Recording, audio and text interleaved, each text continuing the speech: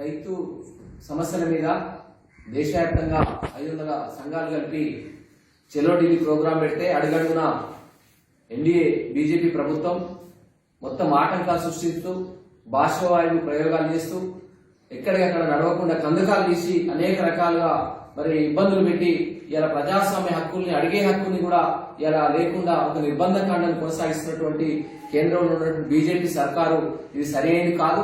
ఈరోజు ఒక రైతాంగం సమస్య చాలా తీవ్రమైన సమస్య. దేశానికి అన్నం పెట్టేటువంటి రైతాంగం ఇలా సమస్యను అడుగుదామనంటే ఇలా కనీసం ఇలా ఒక అవకాశం కూడా ఇవ్వనటువంటి ప్రభుత్వం చర్యల్ని ఇలా సిఐటి రామన్నపేట మండల కమిటీగా తీవ్రంగా గర్హిస్తున్నాం. రాబోయే కాలంలో ఇలా ప్రజాస్వామ్య హక్కును ఏ ఒక్క హక్కును కూడా అరింపజేస్తే ఇలా సిఐటి కార్మిక వర్గం ప్రజలు ప్రజాతంత్రవాదులు ఎవరు కూడా ఊరుకోరని చెప్పి కూడా ఈ సందర్భంగా ప్రభుత్వాలను హెచ్చరిస్తా ఉన్నాం. అది బీజేపీ కావచ్చు, అది